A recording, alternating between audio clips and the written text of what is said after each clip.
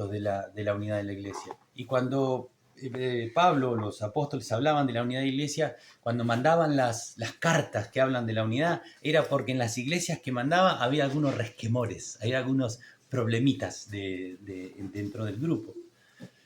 Así que Pablo les mandaba las cartas de la unidad. Y vamos a ver en Éfeso, mientras lo buscan, saben que cuando Dios habla en la Biblia de que baja por el tema de las lenguas, el tema de lo que hablaban, lo hace en dos oportunidades.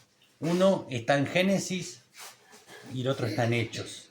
En Génesis desciende porque todo el grupo de gente que habitaba en la tierra en este momento tenían una sola lengua, un solo habla. Entonces se pusieron de acuerdo todos y empezaron a hacer ladrillos cocidos, empezaron a hacer con brea una mezcla para pegar ladrillos y dijeron: hagámonos una torre, una ciudad y llegar al cielo y ser nosotros, antes que nos pase algo que nos separe, ser una nación fuerte, poderosa y llegar a Dios. Y Dios dice: no, se pusieron de acuerdo, esto vamos a bajar a desparramarlos, a confundirlos. Y bajaron y confundió las lenguas. Y aparecieron las cientos y miles de lenguas que hay y se fueron cada uno por distintos lugares y los separó y los dispersó. Luego, cuando vuelve a hablar por el tema de las lenguas, que desciende el Espíritu Santo para traer lenguas, es en Hechos 2, cuando en Pentecostés desciende el Espíritu Santo y empiezan a hablar en nuevas lenguas. Pero esta vez es para unidad. Es para unidad esta vez que desciende, no es para separarlos, sino es para unirlos. ¿Por qué? Porque ellos hablaban de las maravillas de Dios en los idiomas de la gente que estaba ahí, que no podía o no entendía el hebreo. Entonces dio esa posibilidad de una iglesia unida con distintos idiomas. Una iglesia verdadera. Cuando nosotros cantábamos hoy con el video, tenemos la posibilidad abiertamente de alabar a Dios, de juntarnos, de reunirnos en libertad. Cuando nace esta primera iglesia, que es después de que desciende el Pentecostés, que dice que nace la iglesia, la unidad verdadera, Pablo, empoderado por el Espíritu Santo, predica con un denuedo tremendo que se convierte en 3.000 personas, después 5.000, y la iglesia creció descomunalmente. Y empieza a tener todo en común, vendían las cosas, compartían. Había el primer amor, ¿no? Ahí en ese momento era tremendo el primer amor. Y se daban todo, se amaban, se besaban, se abrazaban, estaban juntos, unánimes, un mismo sentir, un mismo amor por Dios, que Dios había derramado. Y dice que eran medos, griegos, hebreos, de todas las nacionalidades, que eran enemigos. Eran, para los hebreos, los demás eran gente de segunda, de tercera o de cuarta, y en ese momento eran iguales, porque los unía el Espíritu Santo. No importaba si era rubio o amarillo, si era gordo, flaco, si era más quejón, si era menos quejón, si era más criticón, si era menos criticón, si era peleador o no era peleador.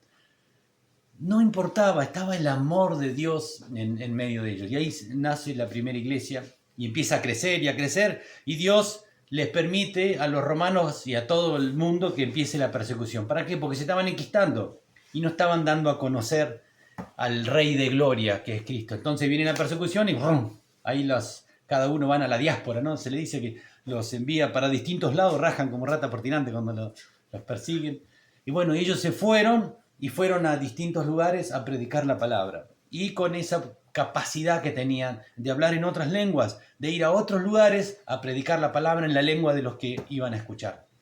Pero cuando ellos se reunían por la persecución, no tenían la libertad que tenemos hoy. Ellos estaban en catacumbas, en cuevas frías, oscuras, cantando himnos, porque se cantaban alabanzas a Dios antes de empezar las reuniones o cuando se juntaban, pero eran himnos y eran sin guitarra, sin batería, sin estridente, ¿no? Eran por lo general en voz baja, en un lugar oscuro, frío, húmedo, abrazados, llorando por los que habían matado, pero aprendiendo de Dios, ¿no? Así que había en ellos el obrar del Espíritu Santo, que era ¿cómo se llama? Era como en las hamburguesas el huevo, ¿no? En lo que aglutina, lo que los unía, era el Espíritu Santo. Y ellos tenían esa pasión y ese amor por el Jesús. Muchos de ellos lo habían visto a Jesús, lo habían visto aunque sea de lejos, o habían vivido, pero después cuando Jesús muere y viene la predicación de los apóstoles, ya no lo habían, era por oídas, igual que nosotros. Así que tenemos la misma capacidad, la misma posibilidad que ellos, y aún más. ¿Por qué? Porque hoy tenemos el Espíritu Santo. Hoy tenemos el Espíritu Santo en nosotros, que nos trae revelación de lo que hay acá en las Escrituras. Por eso es importante entender de que cuando hay una unidad, ¿por qué? Porque la unidad ya está. La unidad ya la hizo Cristo. Ya murió, pagó por nosotros, cumplió lo que había que cumplir para que nosotros hoy podamos ser salvos, y nos envió el Espíritu Santo para que nos ayude. Y dice que para hacer las cosas que de antemano están hechas, más fácil todavía. Así que tenemos el Espíritu Santo, que es nuestro consolador y nuestro ayudador. Así que es más fácil todavía. Pero si nosotros quitamos nuestra mirada de eso, de Él, del Hacedor, de quien todas las cosas son hechas y para Él son hechas, si quitamos la vista de Él, empezamos a poner nuestra vista en este mundo y empiezan los conflictos. Cada vez que hay conflictos es porque yo saqué los ojos de Cristo. Y cuando hablábamos el domingo pasado, cuando pasamos por valles, tenemos que entender de que Él está en nuestro lado y está en nosotros, y está con la capacidad de aferrarnos de Él para pasar, si tenemos que pasar por algún valle. Pero Él está ahí. Veamos en Efesios 4.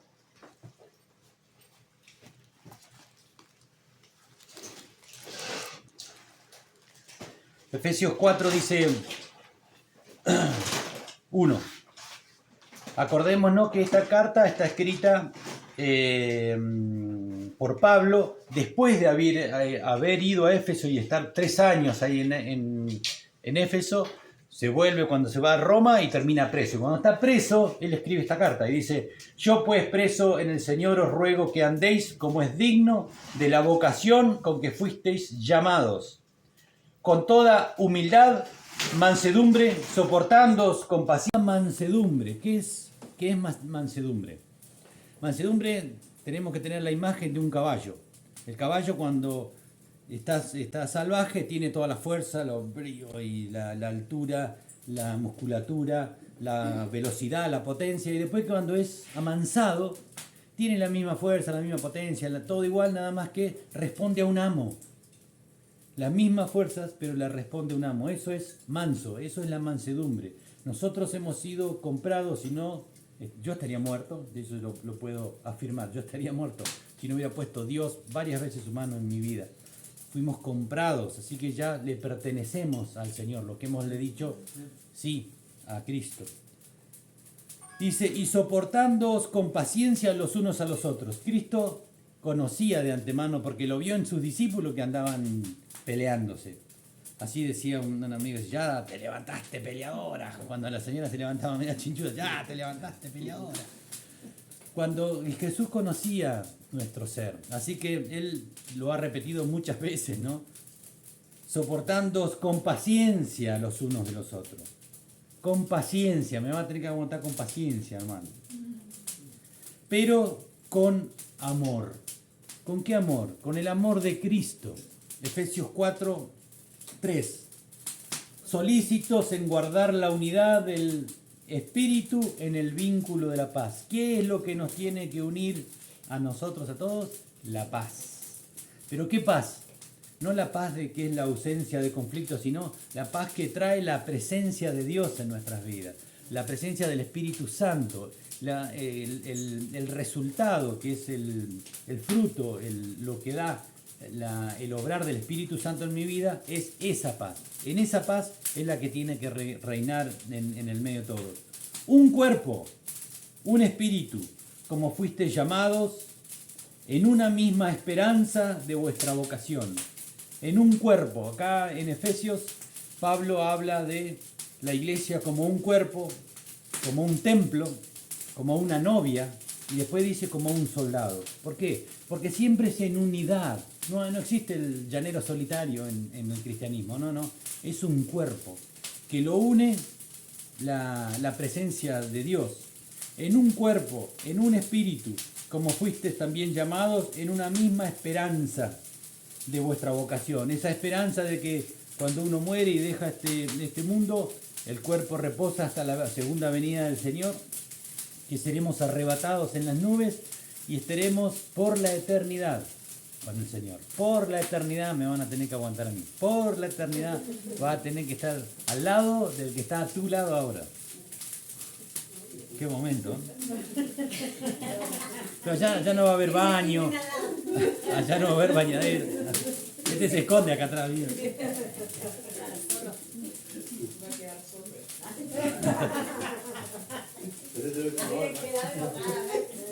También llamados a una misma esperanza de vuestra vocación. Un Señor, una fe, un bautismo, un Dios y Padre de todos, el cual es sobre todos y por todos y en todos. Y es así, es uno para todos. Yo no puedo elegir cuando entré en el Señor. Yo puedo elegir de entrar o de salir, pero no puedo entrar a elegir adentro. No es a pedido, esto es un solo Dios. Pero cada uno de nosotros fue dada la gracia conforme a la medida del don de Cristo. O sea que todos lo tenemos, en distintas medidas, pero todos lo tenemos. Por lo cual dice, subiendo a lo alto llevó cautiva la cautividad y dio dones a los hombres. Y eso que subió, ¿qué es? Sino que también había descendido primero a las partes más bajas de la tierra. El que descendió es el mismo que también subió por encima de todos los cielos para llenarlo todo.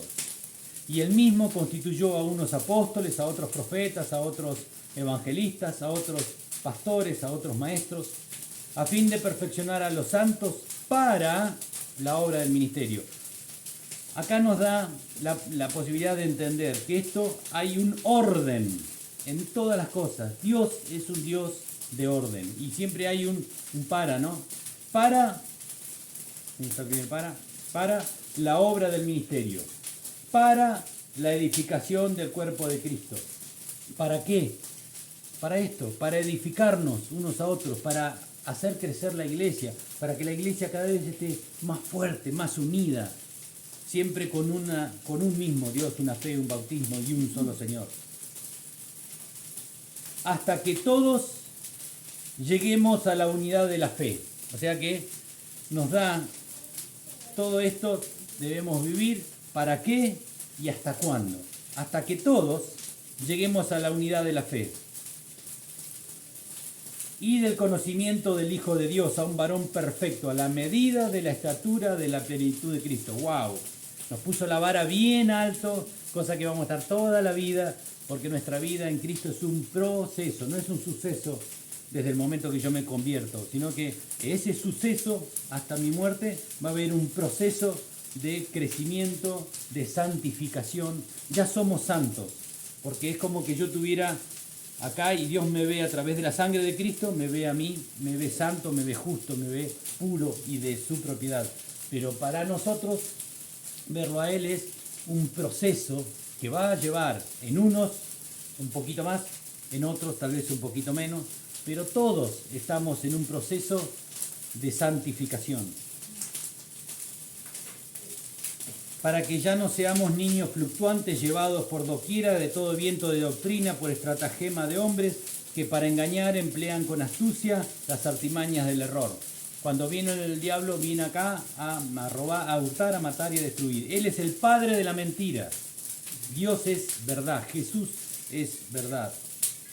Entonces, cuando nosotros conocemos esta verdad, no va a venir cualquier viento de doctrina rara o alguien que nos hable al oído para llevarnos, o a veces para generar división dentro del cuerpo, sino que siguiendo la verdad en amor, crezcamos en todo en aquel que es la cabeza, esto es Cristo, de quien todo el cuerpo, bien concertado y unido entre sí por todas las coyunturas, que se ayudan mutuamente según la actividad propia de cada miembro, recibe su crecimiento para ir edificándose en amor. ¡Wow! Dios acá nos muestra, Pablo, nos muestra cómo es un cuerpo. Nosotros tenemos un cuerpo, así que podemos entenderlo.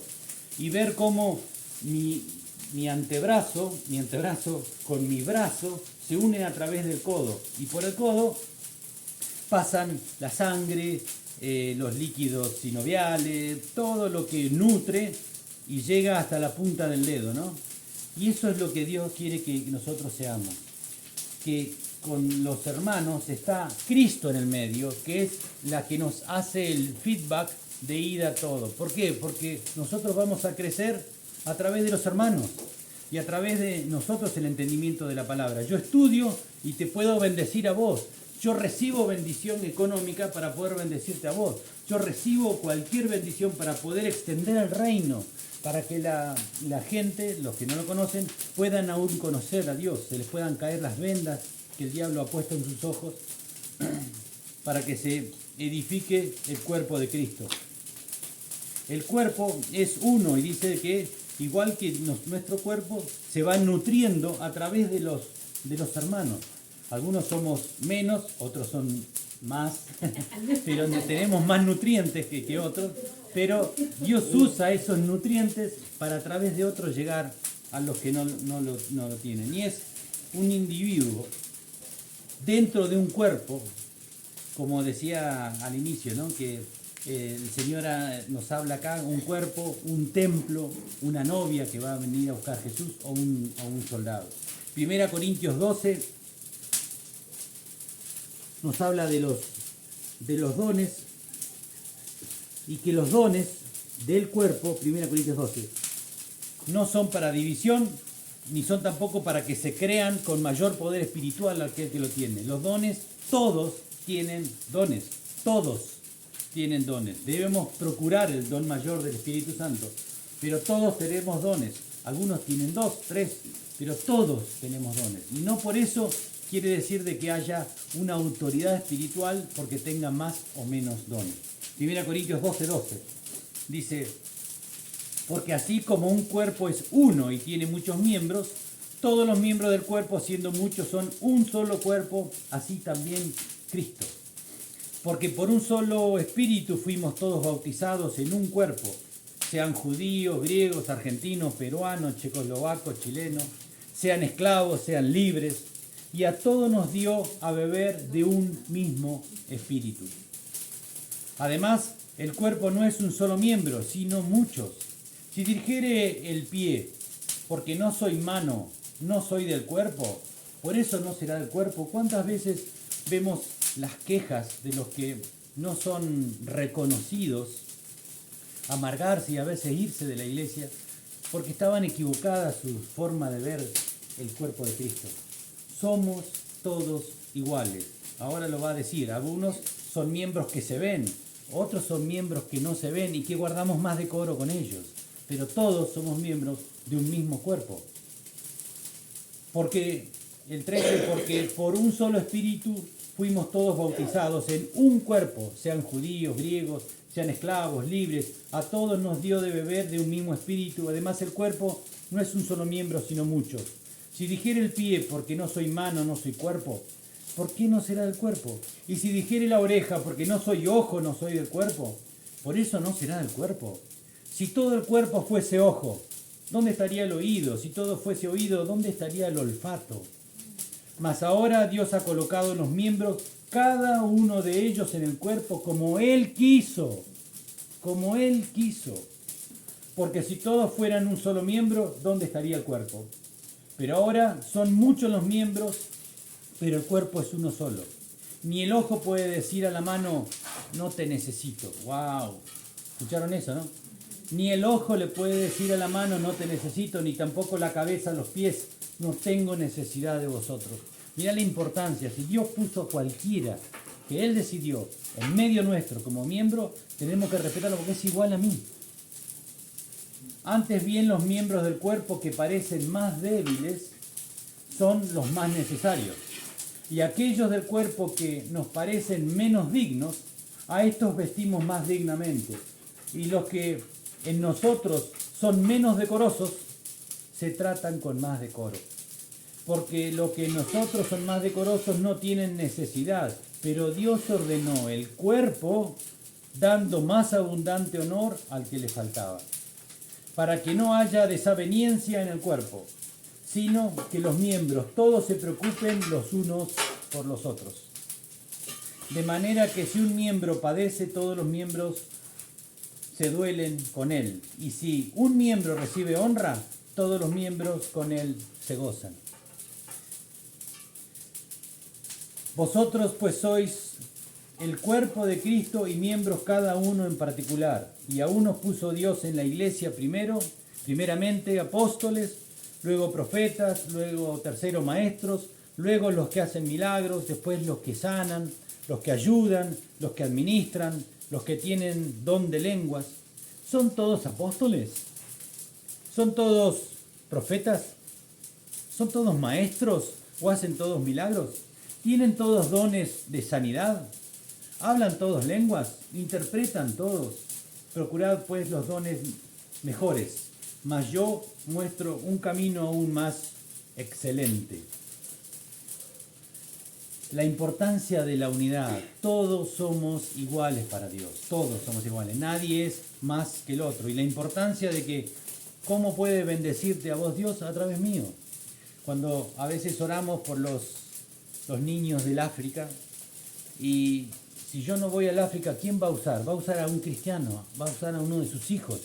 También puede usar a los inconversos, porque cuando habla de Nabucodonosor, dice Dios, Nabucodonosor, siervo mío. O sea que Dios usa a todos. Una vez Dante Gebel decía de que una hermana rogaba a Dios que por favor le proveyera alimento porque no tenía, y vivía en unos departamentos chiquititos, y al lado había una bruja, una brujilda, una que hacía las cosas de tarot y esas cosas, y se reía porque la otra vecina lloraba y ya le había hecho una broma. Entonces agarró, preparó una canasta y se fue y se la entregó.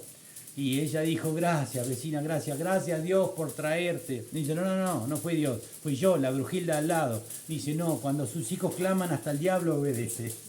Así que todos, absolutamente todos, obedecen a la voz de Dios. Pero nosotros somos la bendición o también la piedra de tropiezo del hermano, ¿no? Así que sepamos de que la unidad existe.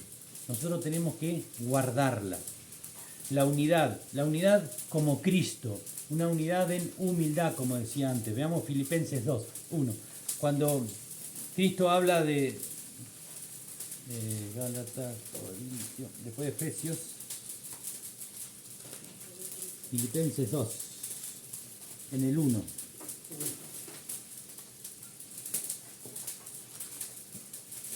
Base fundamental para guardar la unidad, la humildad de cada uno. Dice, por tanto, si hay alguna consolación en Cristo, si algún consuelo de amor,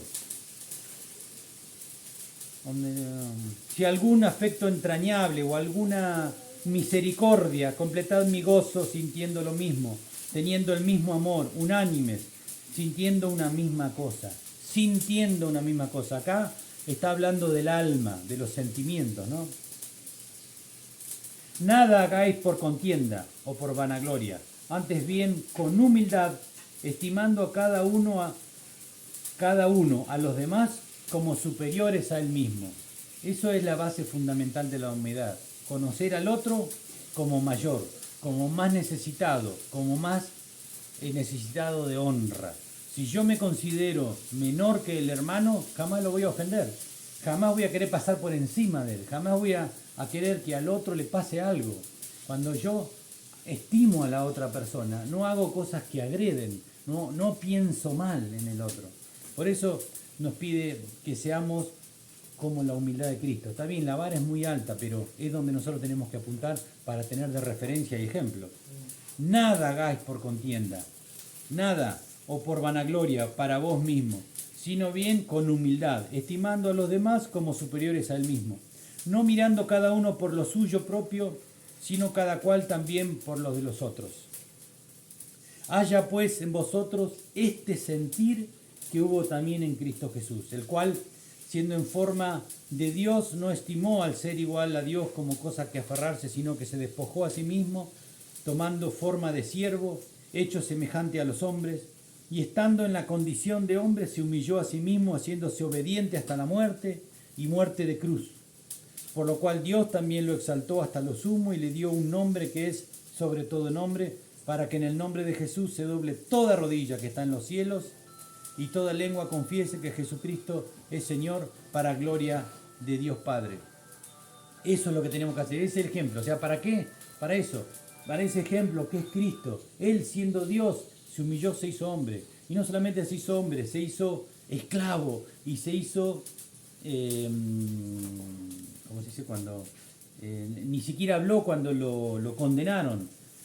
Y lo condenaron y encima a una muerte deshonrosa en ese momento, que era la muerte de cruz. Hablábamos ayer con Mabel, digo, nosotros a veces honramos con una cruz en un collar la muerte de Cristo. Pero si lo trasladamos a hoy, creo que en 2 domingos anteriores lo dije, si lo trasladamos a hoy sería una persona que viene a hablar en contra del gobierno, que viene a hablarnos de un Dios que es amor, que es paz, que es poner la otra mejilla, o incluso Jesús sería rechazado. Y así todo lo encarcelarían y hoy suponete que lo pusieran en una silla eléctrica para matarlo. Entonces sus seguidores tendrían una silla eléctrica cruzada, colgadita acá, para honrar la muerte de... Es muy loco lo que pensamos nosotros. Si nosotros hoy nos viera un romano de esa época, nos dice, ¿cómo va a tener una cruz colgada ahí? Es un símbolo de maldición morir en el madero. Y morían atormentados y ahogados en su propia sangre. Era terrible la forma de morir. A veces pasaban días que quedaban ahí colgados hasta que se sofocaban y morían. Luego de haber sido azotados. Era tremenda esa muerte, ¿no? Pero Él lo hizo por mí y lo hizo por vos. Y lo único que pide es eso, de que devolvamos con esa gratitud hacia Él, buscando ser como Él. ¿Y para qué? Para que encima estemos por la eternidad con Él. Y eso es lo que nos dice. Es como, yo me imaginaba una sinfónica. Si yo escucho una trompeta o una batería sola o un trombón, suena raro. Si los hago sonar cada uno como quieren, es un desastre y lastiman los oídos. Pero si viene un maestro y pone una partitura y hacen una canción, y es una belleza escuchar una filarmónica sonando. ¿Por qué? Porque tocan en armonía.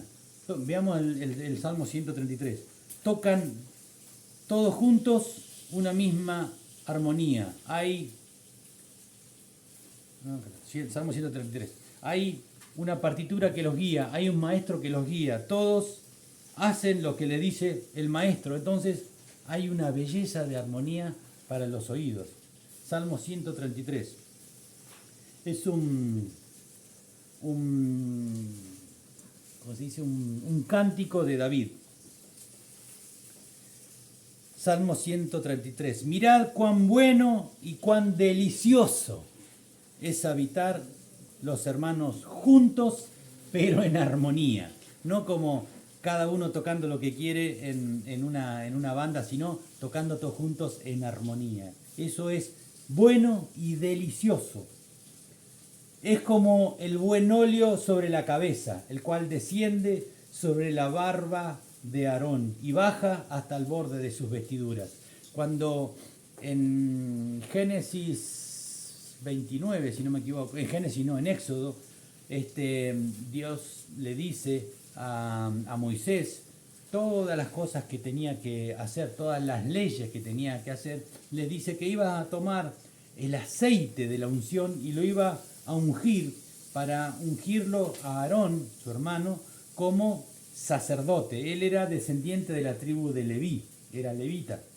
Entonces, él iba a ser consagrado como sacerdote. Sacerdote, el que iba a la presencia de Dios a llevarle ofrendas una vez al año y después traer la palabra de Dios para el pueblo.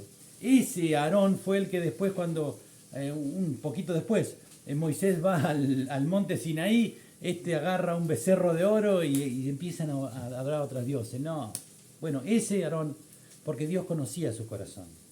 Igual que conoce nuestros corazones. ¿Vas a meter la pata? Seguro vas a meter la pata, en alguna u otra forma. Pero Dios conoce tu corazón.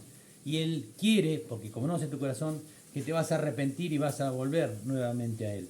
Pero ¿Estás dónde? En el cuerpo, en la unidad del Espíritu Santo. La barba de Aarón, que dice que desciende por la cabeza a la barba y a los vestidos. Es un Dios de orden. La palabra de Dios viene así, viene a nosotros, viene a nuestro cuerpo, a nuestro corazón, a nuestros hijos, o a veces la esposa al marido o el marido a la esposa, pero hay un orden en todas las cosas de Dios. Y baja hasta los bordes de sus vestiduras como el rocío de Hermón que desciende sobre los montes de Sión. Hermón era el monte más alto y el monte de Sión es el más bajo. Orden.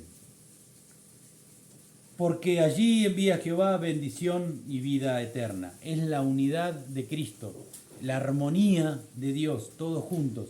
Un mismo sentir, un mismo Dios. Y cuando el Espíritu Santo toma el lugar que le corresponde en tu corazón, va a haber unidad. Si yo me peleo con mi hermano, es porque no le di el lugar al Espíritu Santo en mi vida. Ah, pero él me peleó. Mirá lo que estoy diciendo. Él me peleó, pero yo me enojé. Y decimos, no, vos me hiciste enojar. No, vos no me hiciste enojar. Yo me enojé. Yo hay algo en mi corazón que está saltando porque vos lo movés. Dios te usó a vos para hacerme ver a mí algo. Si yo tengo el Espíritu Santo en mi vida y tiene el lugar que le corresponde, estoy en equilibrio. Entonces no me va a desequilibrar aquel que viene a intentar desequilibrarme.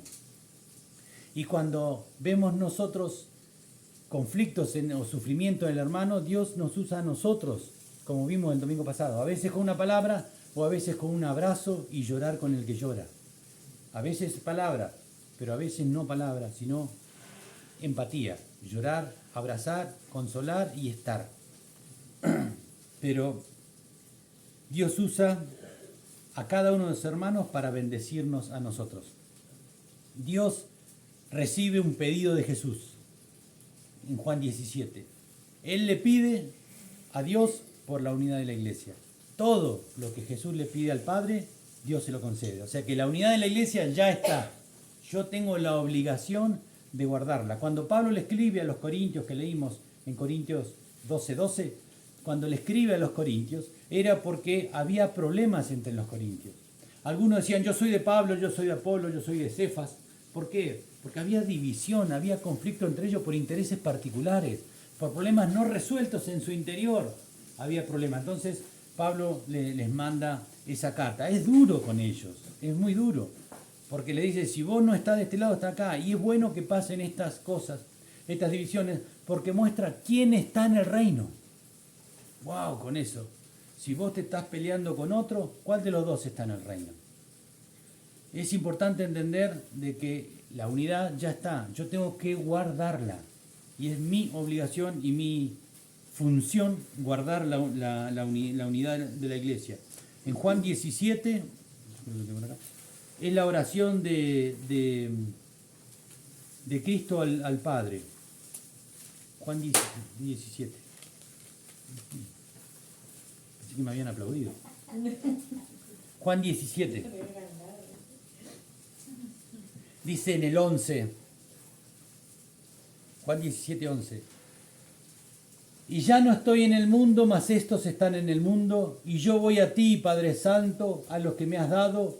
Guárdalos en tu nombre, para que sean uno así como nosotros, así como ellos, la Trinidad, Padre, Hijo y Espíritu Santo, esa unidad que hay. Dios es uno. Nosotros a veces lo dividimos para estudiarlo. Todo lo que queremos estudiar lo abrimos, lo cortamos y lo dividimos, ¿no? Pero Dios es uno.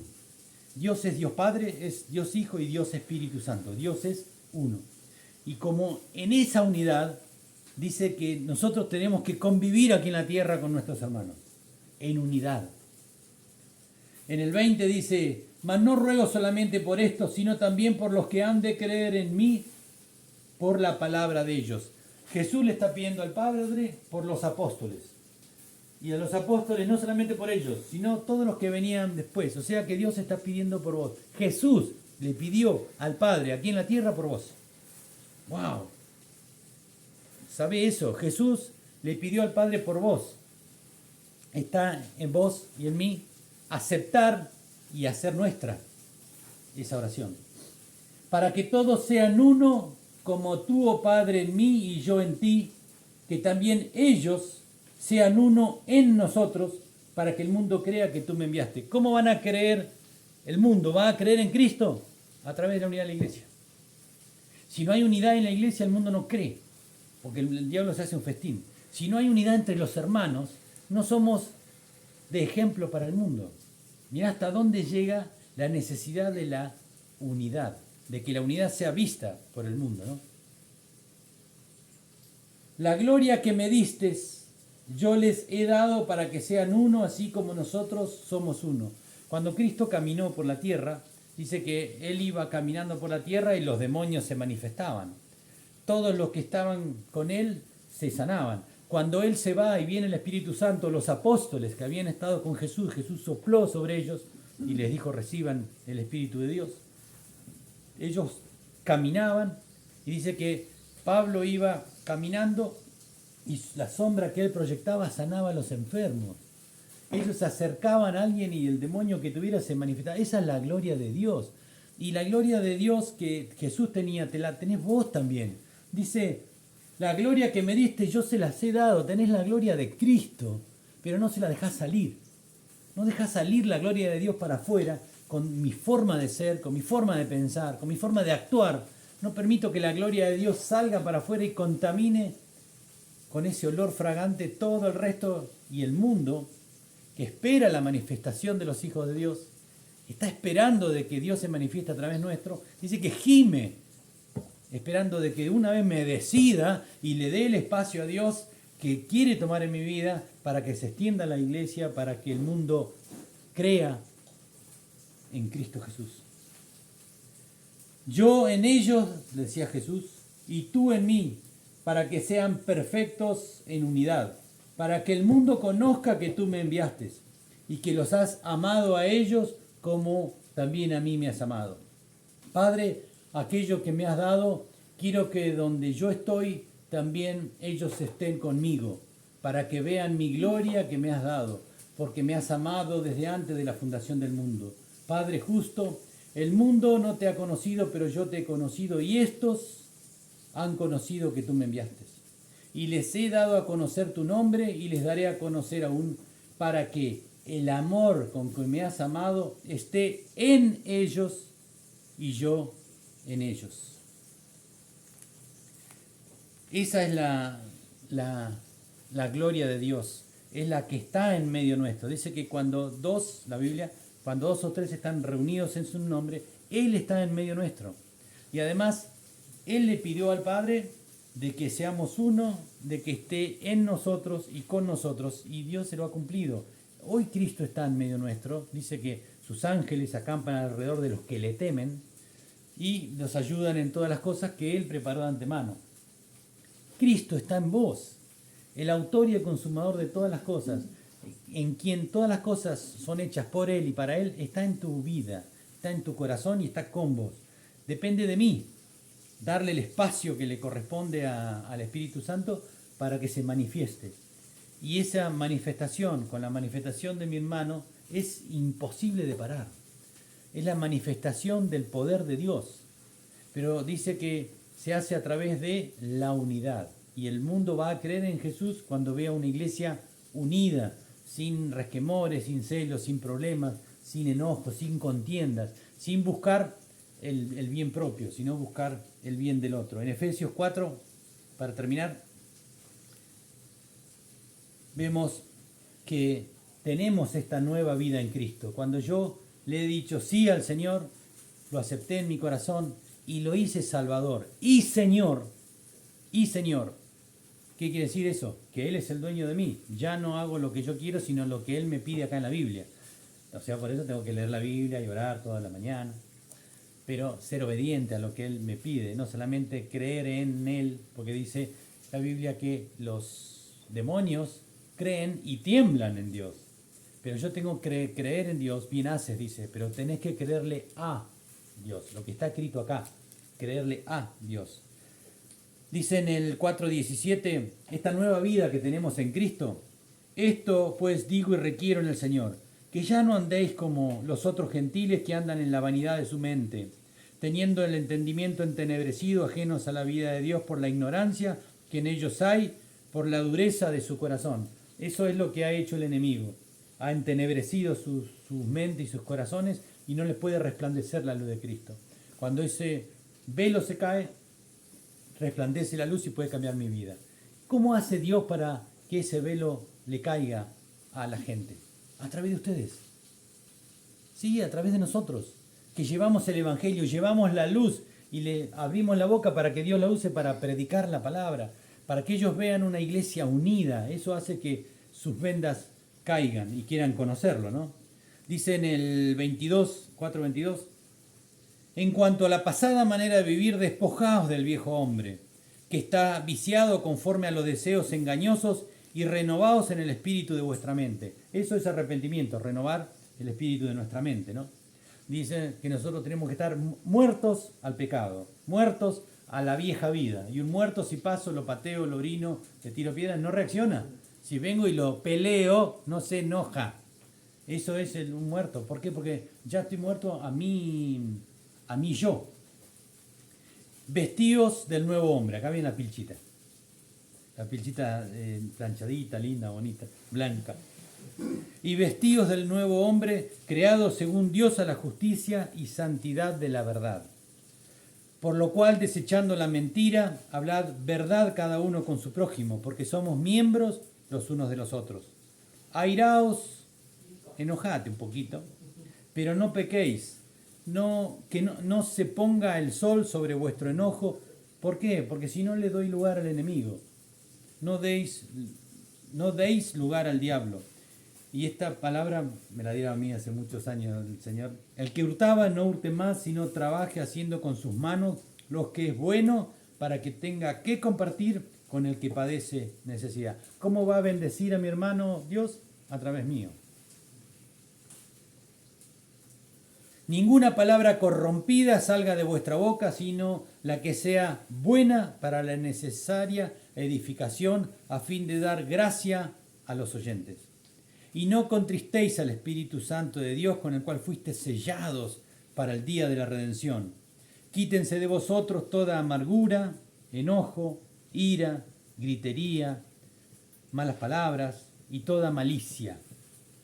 Antes sed benignos unos con otros, misericordiosos, otra vez lo repite, perdonándoos unos a los otros, como Dios perdonó a nosotros en Cristo Jesús. Como yo perdono, Dios me perdona, es la regla de la L, ¿no? Si yo perdono, Dios me perdona. Si yo bendigo, Dios me bendice, y Dios me bendice para bendecir. Y el 5 dice, sed pues imitadores de Dios como hijos amados, andad en amor, como también Cristo nos amó y se entregó a sí mismo por nosotros, ofrenda y sacrificio a Dios en olor fragante. Y el 5:15, mirad pues con diligencia cómo andéis. Otra vez, ¿no? No como necios, sino como sabios, aprovechando bien el tiempo, porque los días son malos. Por tanto, no seáis insensatos, sino entendidos de cuál sea la voluntad del Señor.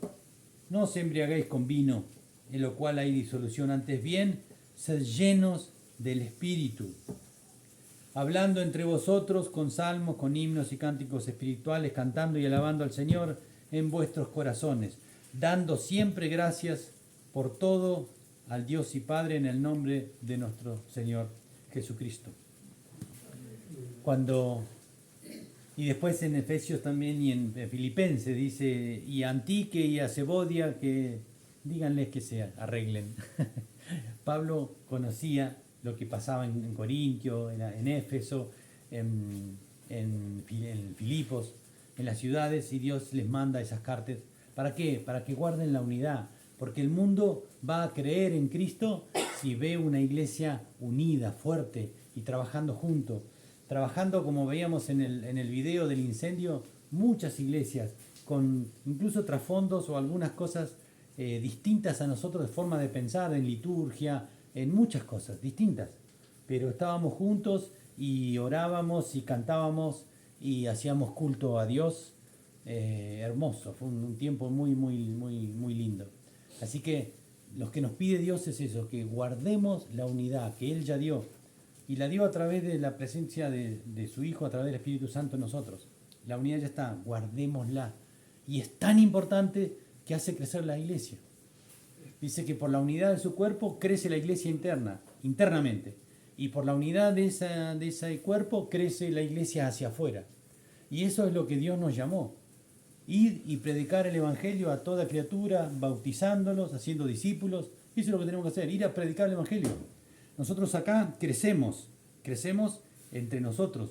Y a veces Dios usa a algún hermano para sacar chispas conmigo, para trabajar conmigo. Pero más allá de eso es la iglesia. Nosotros debemos crecer en cantidad, porque tenemos que ir a ganar almas. Eso es lo que nos dijo Dios. Vayan a hablar de mi Hijo, nos dijo Dios.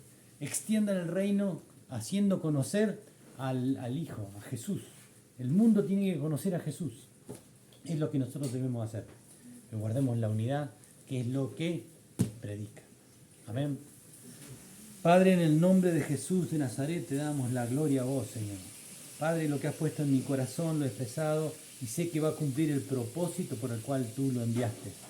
Te ruego que grabes a fuego en nuestro corazón la necesidad de guardar la unidad en el vínculo de la paz y en el amor y entender, Señor, que la unidad de tu cuerpo, de tu iglesia ya está y debemos guardarla y vivirla. Te bendecimos y te damos toda la gloria a ti, Señor. Gracias, papá. Gracias en el nombre de Jesús. Amén.